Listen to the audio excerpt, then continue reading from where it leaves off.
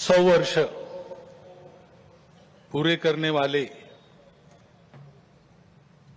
और इस निमित्त वर्षभर संघ ने जो कार्यक्रम आयोजित किए हैं उनका सूत्रपात करने वाले इस विजयादशमी उत्सव के निमित्त हम सब एकत्रित लोगों के बीच में आज के हमारे प्रमुख अतिथि महोदय भूतपूर्व राष्ट्रपति जी आदरणीय रामनाथ जी कोविंद,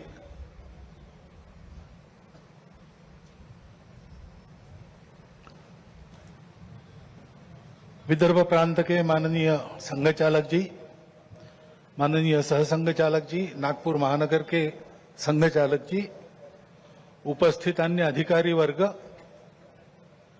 परम श्रद्धेय संत वृंद, आत्मीय स्वयंसेवक बंधु, नागरिक सज्जन एवं माता भगिनी, यह वर्ष श्री गुरु तेग बहादुर जी के बलिदान का 350वां वर्ष इस नाते और संपन्न होगा। हिंद की चादर बनकर जिन्होंने अत्याचार, अन्याय और सांप्रदायिक भेदभाव से समाज के मुक्ति के लिए अपना सर्वोच्च बलिदान दिया, समाज की रक्षा की, ऐसी एक विभूति, उसका स्मरण इस वर्ष होगा। आज 2 अक्टूबर है, इसलिए स्वर्गीय महात्मा गांधी जी की भी जयंती है। अपने स्वातंत्र्य की लड़ाई में उनका योगदान तो अविस्मरणीय है, परंतु स्वतंत्रता के बाद भारत कैसा हो, भारत का जीवन किस प्रकार के तंत्र से चले, उसके बारे में विचार देने वाले हमारे जो उस समय के दार्शनिक नेता थे, उनमें उनका स्थान अग्रणी है। हिंद स्वराज में उन्होंने वह चित्र का रेखांकन किया है और सादगी, विनम्रता और प्रामाणिकता के प्रतीक, और जिन्होंने देश के लिए अपने प्राण अर्पण किए, ऐसे स्वर्गीय लाल बहादुर शास्त्री जी, उनकी भी आज जयंती है। भक्ति, समर्पण और देश सेवा के ये उत्तुंग उदाहरण व्यक्तिगत और राष्ट्रीय चारित्र कैसा होना चाहिए, इसके आदर्श हमको मार्गदर्शन करते हैं। और आज की परिस्थिति का अगर हम विचार करते हैं तो हमारे ध्यान में आता है कि यह परिस्थिति भी हमसे इसी प्रकार के जीवन की अपेक्षा कर रही है। परिस्थिति एक सी नहीं होती, अनेक रंगों की होती है। तो परिस्थिति में बहुत कुछ अच्छा है, इसलिए बीता कालावधि 1 वर्ष का हमारी आशाएं और विश्वासों को भी दृढ़ करता है और हमारे सामने पुरानी और नई जो चुनौतियां उपस्थित है उनको अधिक स्पष्ट करने वाला भी वही कालावधि है। जैसे प्रयागराज में एक विशाल महाकुंभ हुआ, आधुनिक व्यवस्थापन के सारे कीर्तिमान तोड़कर एक जागतिक विक्रम तो उसने प्रस्थापित किया ही, लेकिन संपूर्ण भारत में श्रद्धा और एकात्मता की एक लहर उसने दौड़ा दी। पिछले साल एक दुर्घटना पहलगाम की भी हुई, हमला हुआ सीमा पार के आतंकियों के द्वारा, 26 भारतीय नागरिकों की उनका धर्म पूछकर हत्या की। लेकिन उसके चलते सारे देश में प्रचंड दुख और क्रोध की लहर पैदा हुई। पूरी तैयारी करके सरकार ने, हमारी सेना ने उसका बहुत पुरजोर उत्तर दिया।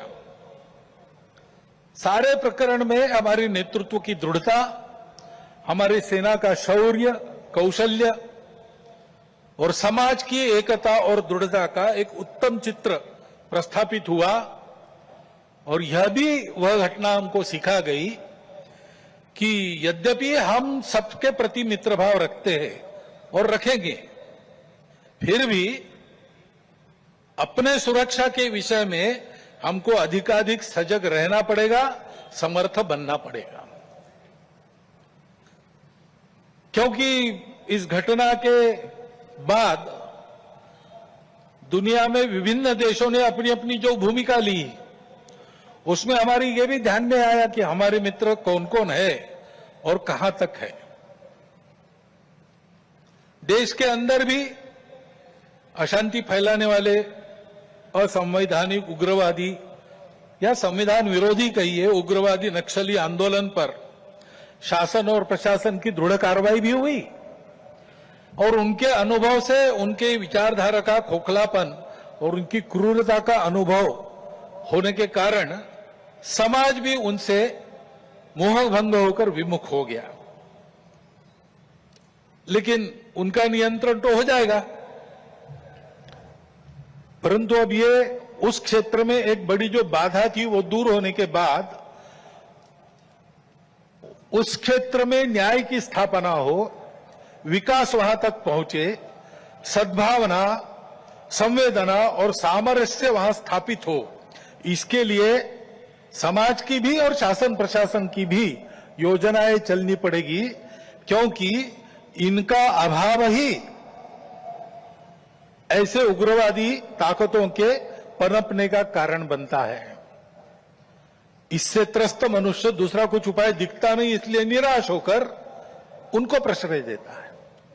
ये न हो इसलिए ऐसी योजनाओं की आवश्यकता है। आर्थिक क्षेत्र में भी हम आगे बढ़ रहे हैं। ऐसा जो प्रचलित परिमाण है दुनिया के, उसके आधार पर कहा जा सकता है हमारा देश आर्थिक क्षेत्र में आगे बढ़े, इसलिए आर्थिक जगत के हमारे उद्योगी बंधु, विशेषकर तरुण उद्योजक, इनमें एक मादा भी दिखता है, उत्साह भी दिखता है, इच्छा आकांक्षा भी दिखती है। परंतु ये जो प्रचलित अर्थ प्रणाली है सारी दुनिया में वही है, तो सारी दुनिया के अनुभव में उसके कुछ दोष भी आ रहे हैं।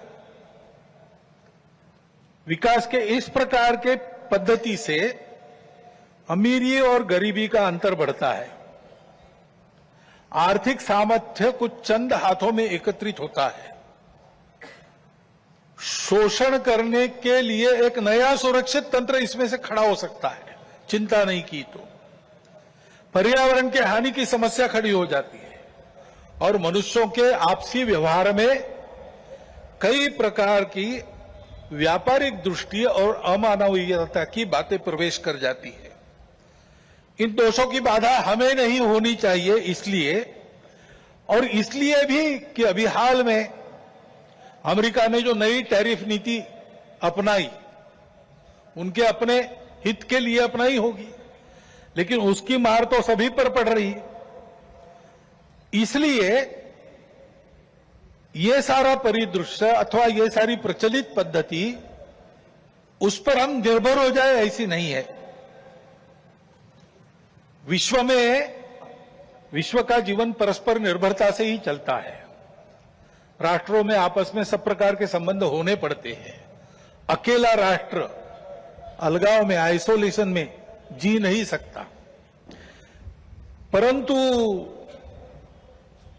ये निर्भरता मजबूरी में न बदल जाए, क्योंकि वो कब बदलेगी, कैसे बदलेगी, उसका कोई पता नहीं।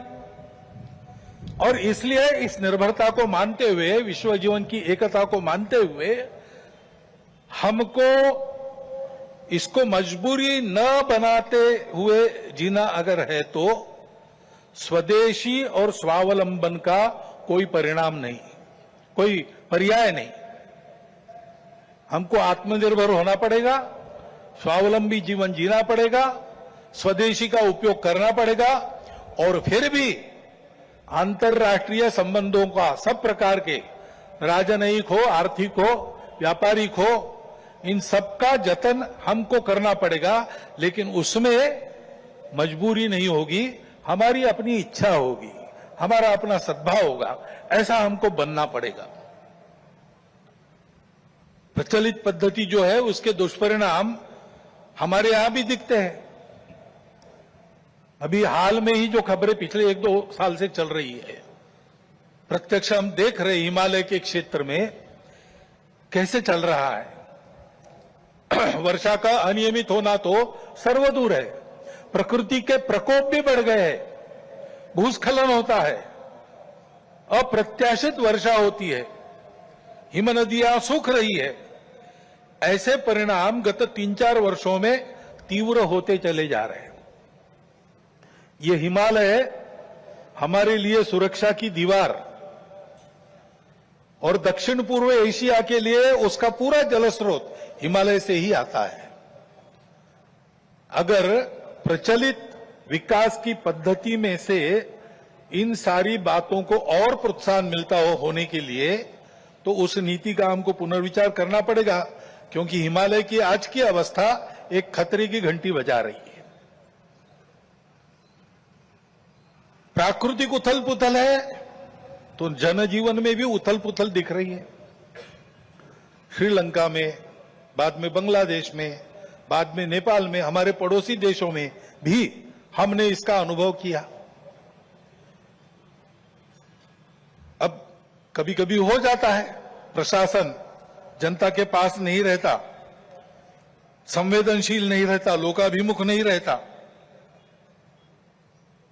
उनकी जनता की अवस्थाओं को ध्यान में रखकर नीतियां नहीं बनती, तो असंतोष रहता है। परंतु उस असंतोष को इस प्रकार व्यक्त होना, ये किसी के लाभ की बात नहीं है। अभी अभी प्रमुख अतिथि महोदय ने कहा, 25 नवंबर के भाषण की याद की, उसमें इस प्रकार के जो आंदोलन है जिसमें इतनी सारी हिंसा और विनाश होता है, डॉक्टर अंबेडकर साहब ने उसको ग्रामर ऑफ अनार्की कहा है। प्रजातांत्रिक मार्गों से भी परिवर्तन आता है, ऐसे हिंसक मार्गों से परिवर्तन नहीं आता है। एक उथल पुथल हो जाती है, लेकिन स्थिति यथावत रहती है। पूरे दुनिया का अभी तक का इतिहास देख लीजिए, जब से ये उथल पुथल वाली तथाकथित रिवॉल्यूशंस, क्रांतियां आई, किसी क्रांति ने अपने उद्दिष्ट को प्राप्त नहीं किया।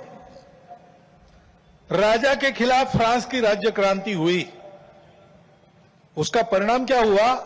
नेपोलियन बादशाह बन गया, वही राजतंत्र कायम रहा। इतनी सारी तथाकथित साम्यवादी क्रांतियां हुई, सब साम्यवादी देश आज पूंजीवादी तंत्र पर चल रहे हैं, जिसके खिलाफ क्रांति हुई। ऐसे हिंसक परिवर्तनों से उद्देश्य नहीं प्राप्त होता है, उल्टा इस अराजकता की स्थिति में देश के बाहर की स्वार्थी ताकतों को अपने खेल खेलने का मौका मिलता है। और इसलिए हमारे पड़ोसी देशों में जो उथल पुथल हो रही, ये हमारे ही देश है, वे हमसे दूर नहीं है। कुछ वर्ष पूर्व भारत ही थे, हमारे अपने हैं। उनमें इस प्रकार की अस्थिरता उत्पन्न होना, ये हमारे लिए, हम केवल उनके पड़ोसी हैं इसलिए नहीं, वो सब हमारे अपने देश है, इसलिए चिंता का विषय है। हितरक्षण से भी ज्यादा ये जो हमारा आत्मीयता का संबंध है, अपनेपन का संबंध है, उसके चलते ये चिंता होती है।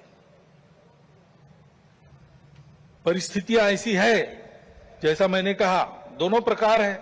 सुखदायक रूप बहुत दिखता है, सुख सुविधा बढ़ी, मनुष्य के ज्ञान की, विज्ञान की प्रगति हुई, व्यवस्थाएं आरामदायक बनी, राष्ट्र पास आए, माध्यमों के जरिए भी और आर्थिक लेन देन के जरिए भी।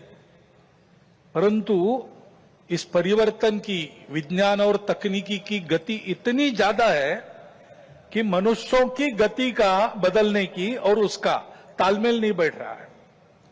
इसलिए भी मनुष्य जीवन में कई प्रकार की समस्याएं, युद्ध, अन्य छोटे बड़े कलह, ये तो सब चल ही रहे।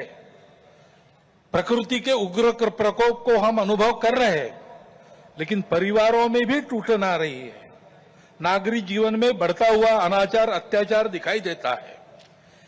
इसके शमन के इसके उपाय चलते हैं, प्रयास हुए हैं, परंतु इसका पूर्ण निदान होने में वो असफल हो गए।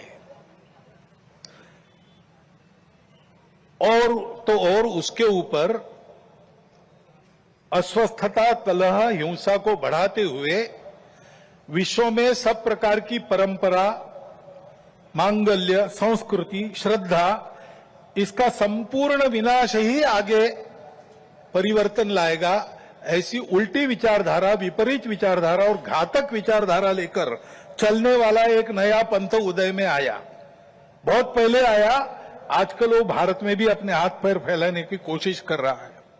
सभी देशों में उसके कारण जो समाज जीवन की अस्त व्यस्त अवस्था हुई है और एक तरह से अराजकता की ओर सारा समाज बढ़ रहा है, ऐसी संभावना दिखती है। उसका अनुभव सब देशों में हो रहा है और इसलिए इन सारी परिस्थितियों को लेकर विश्व जब पुनर्चिंतन करता है तो वो भारत की ओर अपेक्षा से देखता है। भारत इसका कोई उपाय निकाले, ऐसे विश्व में भी अपेक्षा है। और सौभाग्य से भारत में एक आशा की किरण ये दिखाई देती है कि नई पीढ़ी में देशभक्ति की भावना, अपने संस्कृति के प्रति आस्था और विश्वास का प्रमाण निरंतर बढ़ा है। संघ के स्वयंसेवकों सहित समाज के व्यक्ति और समाज की संस्थाएं अभावग्रस्त वर्गों की निस्वार्थ सेवा करने के लिए अधिकाधिक आगे आ रहे हैं। समाज स्वयं को सक्षम अनुभव करता है और इसलिए कई बातों में सरकार के पहले पहल करके अपने सामने की समस्याओं का खुद ही निदान करने में यशस्वी हो रहा है। यह भी एक अच्छा लक्षण है और इसलिए ऐसे सब कार्यों में समाज का सहयोग संघ भी अनुभव करता है, अन्य ऐसे काम करने वाले संगठन और व्यक्ति भी अनुभव करते हैं। प्रत्यक्ष सहयोग और सहभाग, इसकी इच्छा समाज में बढ़ रही है और बुद्धिजीवियों में भी अपने देश के हमारा कोई स्वतंत्र अलग ऐसा कोई प्रतिमान, ऐसा कोई मॉडल हो सकता है क्या, इसकी खोज करनी चाहिए, ऐसा चिंतन बढ़ रहा है। क्योंकि भारतीय चिंतन दृष्टि एक विशेष है। हमारे प्रमुख अतिथि महोदय ने जितने नाम लिए उन सहित स्वामी विवेकानंद से लेकर तो महात्मा गांधी जी, दीनदयाल उपाध्याय, राम मनोहर लोहिया जी तक, इन सब लोगों ने इस प्रकार का एक इस प्रकार की दृष्टि को सामने रखते हुए कुछ चिंतन दिया है। उसकी तफसील उसके अलग अलग होंगे, परंतु उसकी दिशा एक ही है। आधुनिक विश्व के पास जो दृष्टि है वो गलत नहीं है, लेकिन अधूरी अवश्य है। मानव का भौतिक विकास होता है, नैतिक विकास की ओर ध्यान नहीं रहता है।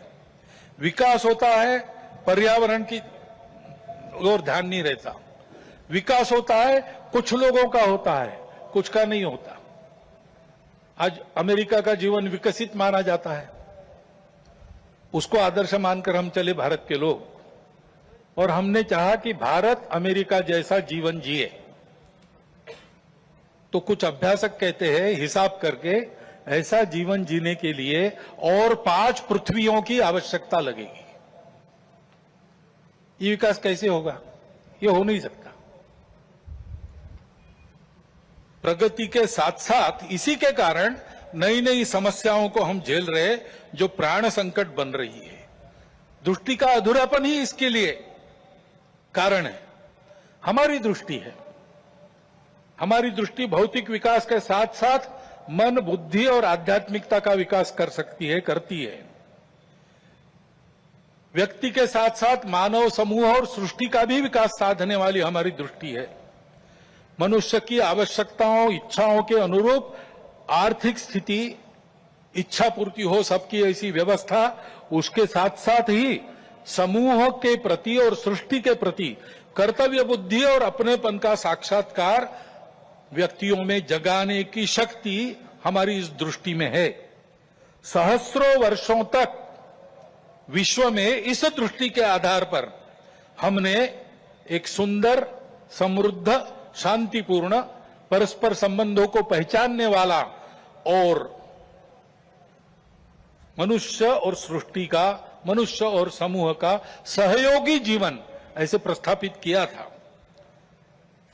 आज विश्व के आवश्यकताओं की पूर्ति करते हुए उनकी समस्याओं का निराश करने का शाश्वत निदान देने वाली एक नई रचना को विश्व आवश्यक मान रहा है, भारत से अपेक्षा कर रहे हैं और नियति शायद यही कार्य हम भारतवासियों से चाहती है कि हम अपने उदाहरण से विश्व को एक नया ऐसा रास्ता दें। संघ 100 साल से ये सारा चिंतन, इन सब महापुरुषों का चिंतन लेकर, संघ का चिंतन नया नहीं है, वो अपनी दृष्टि के आधार पर अपने यहां परंपरा से चलने वाला आज तक आया हुआ यहां तक चिंतन है। उस चिंतन को लेकर संघ 100 साल से काम कर रहा है। समाज जीवन के विभिन्न आयामों में, संगठनों में, संस्थाओं में, स्थानीय स्तर पर भी, व्यक्तिगत पहल से भी स्वयंसेवक सक्रिय है। समाज जीवन में सक्रिय ऐसे अनेक सज्जनों के साथ भी सहयोग और संवाद स्वयंसेवकों का चलते रहता है। इन सबका जो संकलित अनुभव है उसके आधार पर संघ का कुछ चिंतन है। वो चिंतन आज के कार्यक्रम में आपके सामने रखना ये मेरे भाषण का प्रमुख उद्देश्य है। पहली बात है कि विश्व की व्यवस्था में परिवर्तन तो आवश्यक है, विनाश टालना है तो अनिवार्य है, परंतु हम एक विपरीत व्यवस्था में इतने आगे बढ़ गए, सारी दुनिया आगे चली गई, हम भी आगे चले गए। अब एकदम अगर पीछे मुड़ेंगे तो गाड़ी उलट जाएगी। इसलिए इस गति से आगे बढ़ते बढ़ते हुए धीरे धीरे छोटे छोटे कदमों से हमको मुड़ना पड़ेगा, एक लंबा मोड़ लेके पीछे आना पड़ेगा। देश काल परिस्थिति का ध्यान रखते हुए हम अपनी समग्र और एकात्म दृष्टि के आधार पर अपना स्वयं का विकास पथ बनाकर विश्व के सामने एक यशस्वी उदाहरण रखेंगे, तब इस व्यवस्था का परिवर्तन प्रारंभ होगा। अर्थ और काम के पीछे अंधी होकर भाग रही दुनिया को धर्म की दृष्टि देनी पड़ेगी। वो धर्म पूजा नहीं है, वर्शिप्स नहीं है, वो धर्म खान पान रीति रिवाज नहीं है, वो धर्म इसके परे सबको जोड़ने वाला, सबको उन्नत करने वाला, सबको साथ लेकर चलने वाला, प्रजा की, सृष्टि की धारणा करने वाला धर्म है। उस धर्म का मार्ग हमको अपने उदाहरण से विश्व को देना पड़ेगा, भारतवर्ष को ऐसा होना ही पड़ेगा, ऐसे संघ मानता है 100 साल के अनुभव के बाद। अब संपूर्ण देश को ऐसा खड़ा करना है, लेकिन व्यवस्था है उसको नहीं बना सकते। व्यवस्था बनाने वाला मनुष्य होता है, समाज होता है, वो जैसा है वैसी व्यवस्था बनाएगा। कहते हैं प्रजातंत्र में अंग्रेजी में एक वाक्य, people get the government they deserve.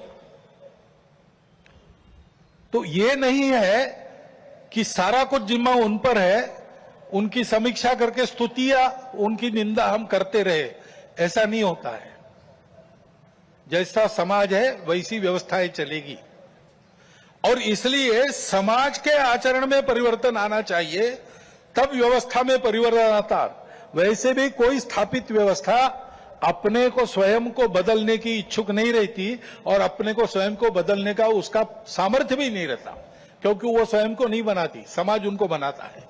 ये सामर्थ्य समाज के पास रहता है। समाज को अपने आप को नए आचरण में ढालकर खड़ा होना पड़ता है। ये व्यवस्था परिवर्तन की पूर्व शर्त है, और समाज के आचरण के परिवर्तन जो आता है वो भाषणों और पुस्तकों से नहीं आता। प्रबोधन तो करना ही पड़ता है, लेकिन प्रबोधन करने वालों को स्वयं जो परिवर्तन चाहते हैं उसका उदाहरण बनना पड़ता।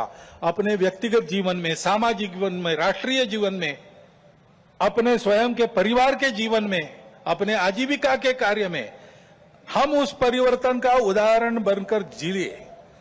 और ऐसे जो उदाहरण स्वरूप व्यक्ति होते हैं जिनके जीवन में पारदर्शिता है, निस्वार्थ बुद्धि है, जिनके पास प्रामाणिकता है, संपूर्ण समाज को अपना मानकर जिनका जीवन व्यवहार उस समाज के हित के लिए चलता है, ऐसा स्थानीय नेतृत्व देने वाले व्यक्ति होने पड़ते हैं।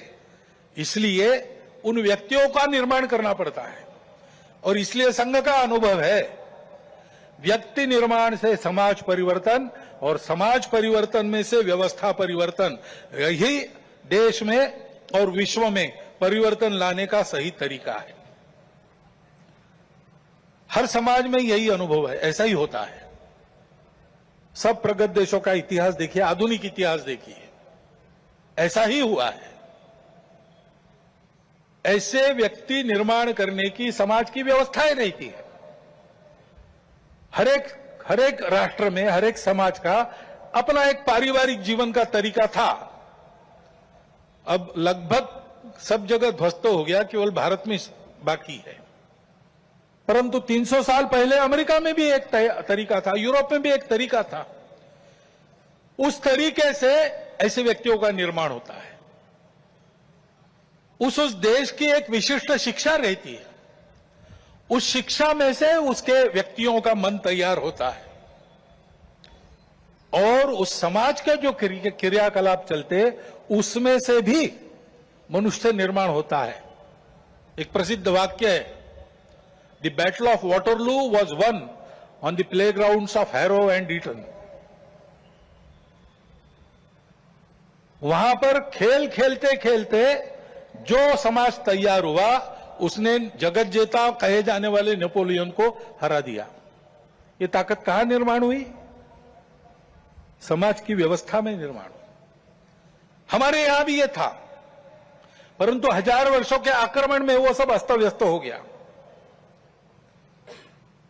और बिना इसके काम नहीं होता, क्योंकि मन बुद्धि से ये सारा विचार मानने के बाद भी रोज के आचरण की आदत बदलनी पड़ती है।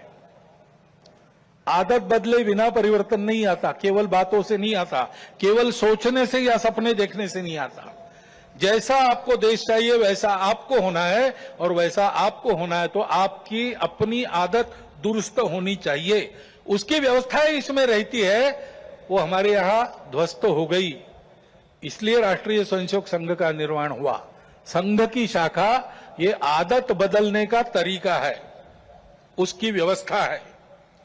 100 वर्षों में इसीलिए सब प्रकार की परिस्थिति आई, संघ को लालच भी दिखा दी, संघ को राजनीति में आने का आमंत्रण भी मिला, लेकिन संघ ने वो सब नहीं किया। संघ केवल एक ही कार्य में लगा रहा। संघ के स्वयंसेवकों ने हर परिस्थिति में शाखा को नित्य चलाया है। स्वयं सेवक आग्रह पूर्वक शाखा में नित्य जाते, 50 साल से आ रहे फिर भी जाते, क्योंकि आदत की बात है। आदत छूटनी नहीं चाहिए, आदत बननी भी चाहिए और छूटनी भी नहीं चाहिए।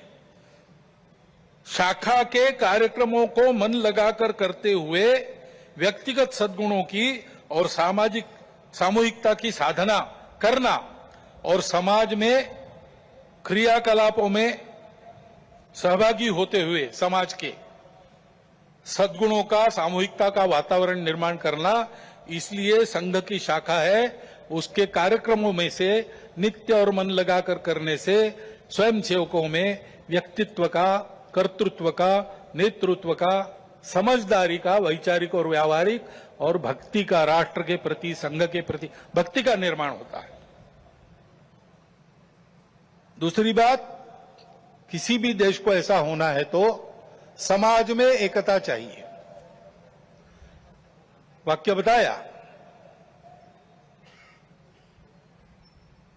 United we stand, divided we fall. Abraham Lincoln का भी एक वाक्य है, a divided house can not stand.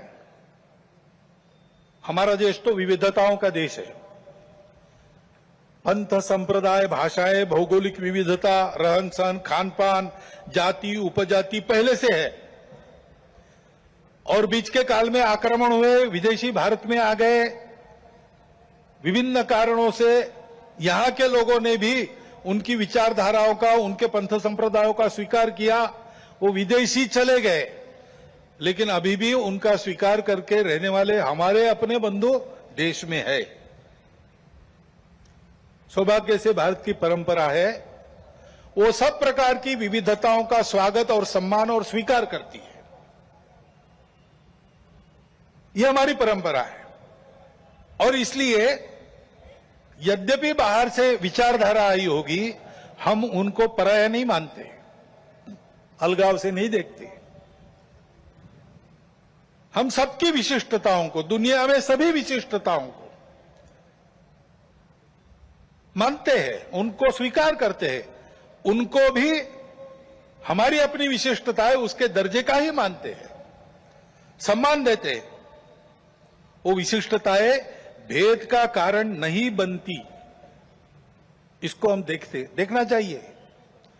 आज अपने देश में इन विविधताओं को भेदों में उभारने की कोशिश चल रही है। ये विविधताएं भेद का कारण नहीं बननी चाहिए।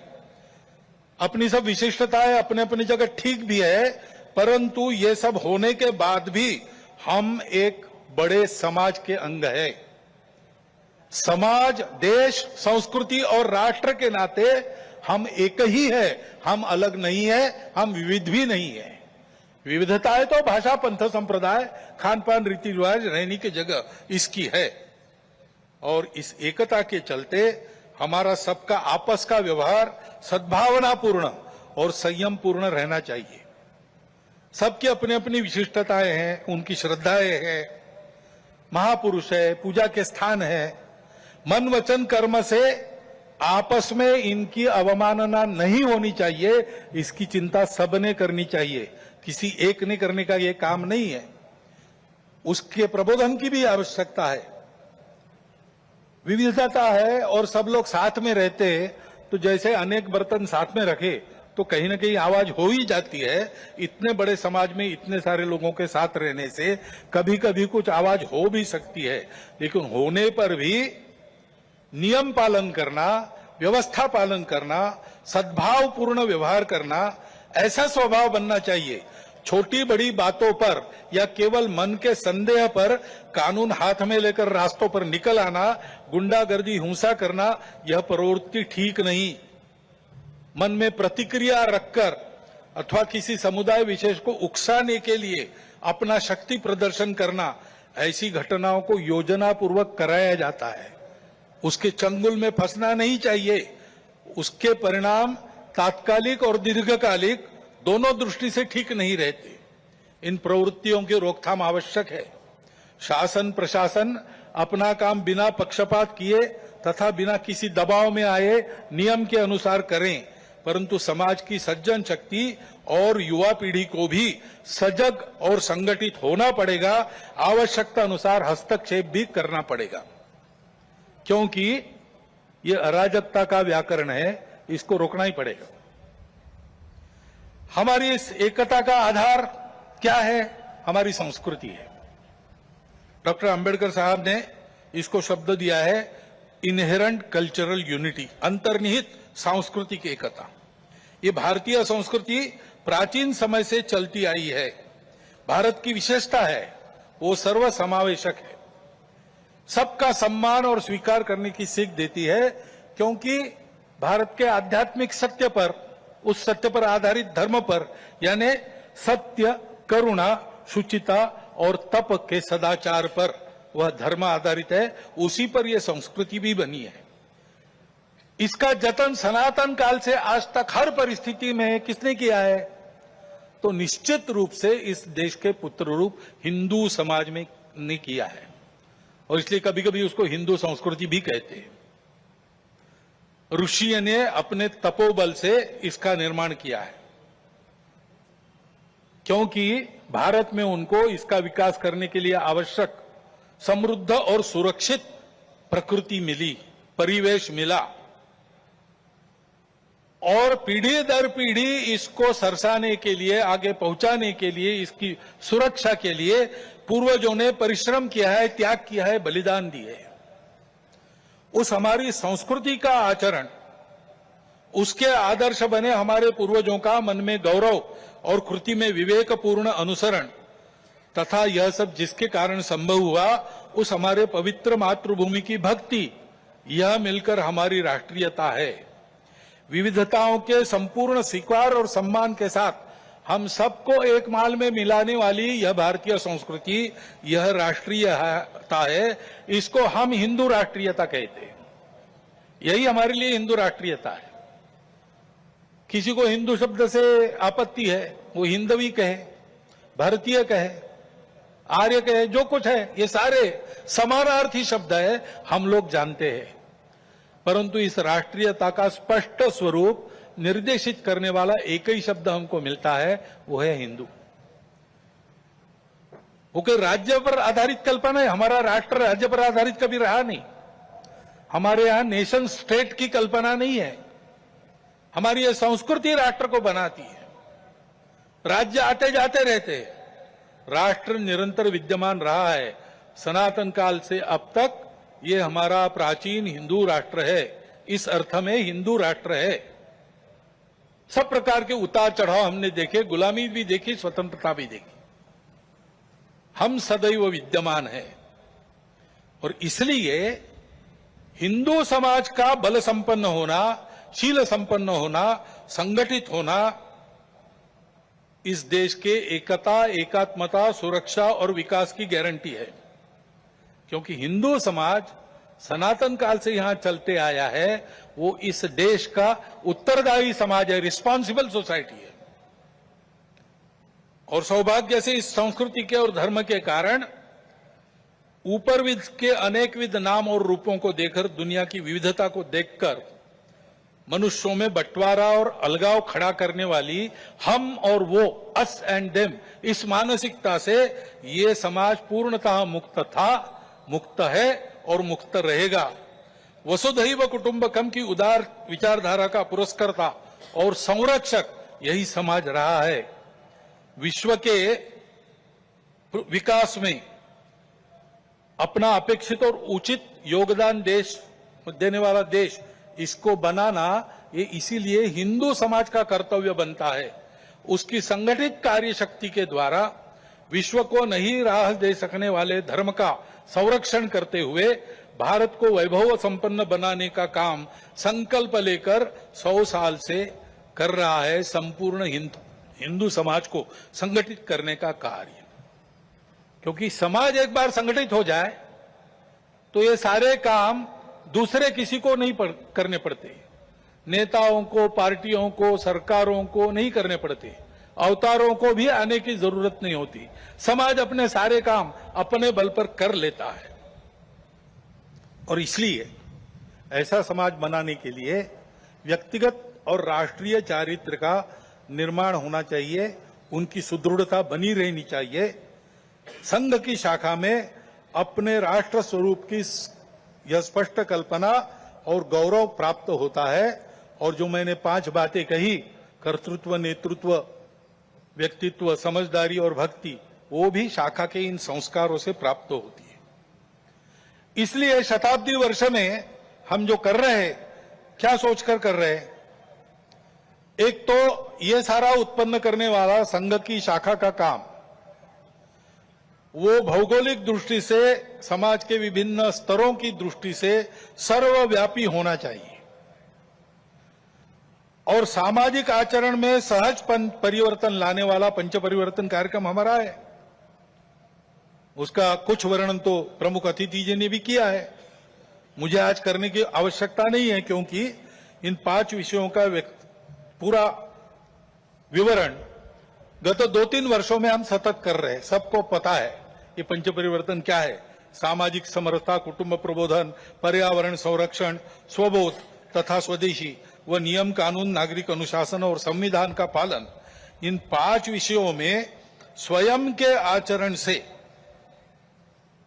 उनके उदाहरणों का, स्वयंसेवकों के उदाहरणों का अनुकरण समाज में हो, ऐसी अपेक्षा रख के कार्यक्रम चलेगा। इसमें जो करना है कृतियां वो बहुत सरल है, सहज है, सब कर सकते हैं। और ये करने वाले केवल हम नहीं हैं, पहले से भी इस प्रकार के कार्यक्रम करने वाले अनेक व्यक्ति और अनेक संगठन समाज में है।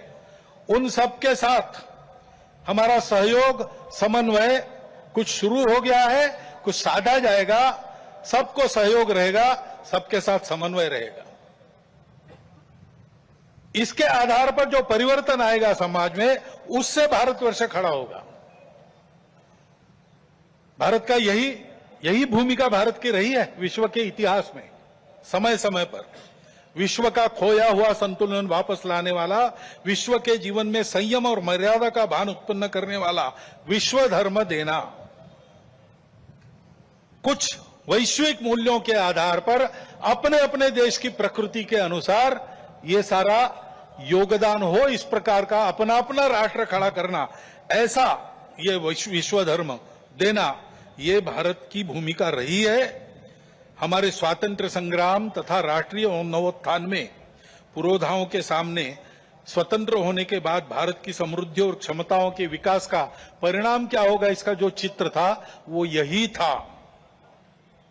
हमारे बंगाल प्रांत के माननीय संघचालक थे स्वर्गीय केशव चंद्र चक्रवर्ती, उत्तम कवि थे। उन्होंने इस बात को अपने कविता में बड़े सुंदर शब्दों में व्यक्त किया है। बाली सिंघल जबोद्वीपे प्रांतार माझे ओठे, कोतो माठ कोतो मंदिर कोतो प्रस्तारे फूल फोटे, तादेर मुखेर मधुमय बानी, शुने थेमे जाए सब हानाहानी, अभ्युदयर सभ्यता जागे विश्वेर घरे घरे। सिंहल और जावा द्वीप तक भारतीय संस्कृति का प्रभाव फैला हुआ था।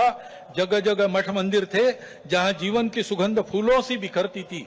भारत की मधुर और ज्ञानवाणी सुनकर अन्य देशों में भी वैरभाव और अशांति समाप्ति होती थी और अभ्युदय की यानी सबके उदय की सभ्यता जागती थी।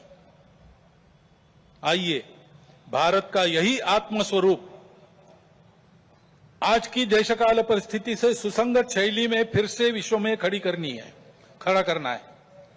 पूर्वज प्रदत्त इस कर्तव्य को और विश्व की आज की इस अनिवार्य आवश्यकता को पूर्ण करने के लिए हम सब मिलकर, साथ चलकर अपने कर्तव्य पथ पर अग्रसर होने के लिए आज की विजयादशमी के मुहूर्त पर सीमोल्लंघन को संपन्न करें। भारत माता की जय।